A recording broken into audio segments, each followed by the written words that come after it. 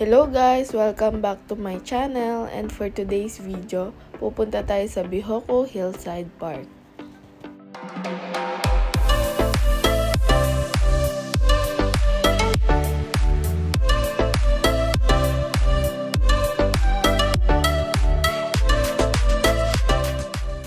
So ayan guys, sakto nga ang dating namin dahil nakasakay kami agad ng tren. So, ayan, sightseeing muna kami. Sobrang laki ng kanilang place, ng kanilang park. Sa loob, ayan, merong golf field. Ayan, sightseeing lang kami dito. Pwede kang magdala ng bike. Pwede kang mag-camp. Pwede kang mag-picnic lang. Ayan, sa loob, meron silang lake. Napakalaking lake niyan, guys. Akala ko maliit lang, pero sobrang laki pala.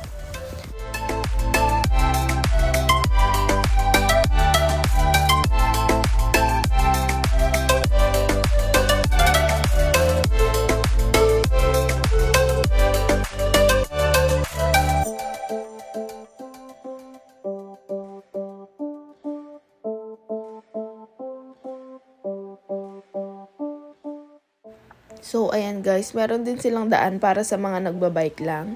Tapos, dito banda, meron silang flower field. At pwede kaming bumaba. Pinababa kami ng driver para makapagpa-picture. At nakasakay pa kami dyan sa tren. Yung tren, ang biyahe ay 30 minutes balikan. So, ayan, pinababa kami. Tapos, picture taking.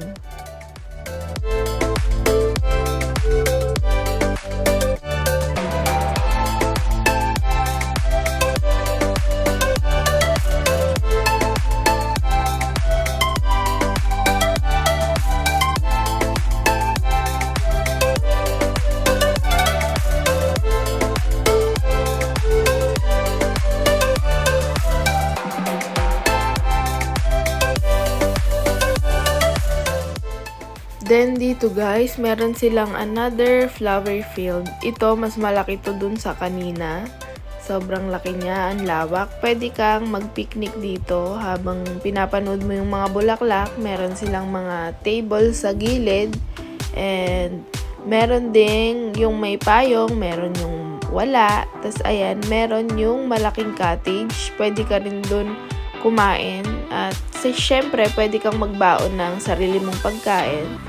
At kung gusto mo yung makikita mo talaga yung buong field, doon ka yung sa taas.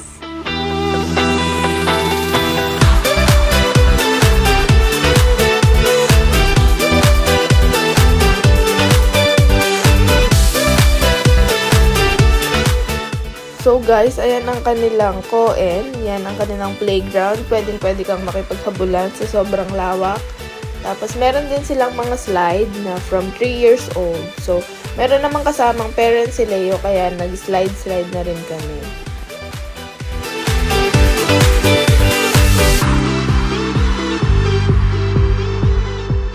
At dito sa side na to, ito na yung dulo ng lake.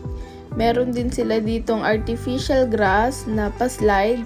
Dito nag-enjoy kaming tatlo. Si Leo nag-enjoy din. Kaya naka-4 na balik kami.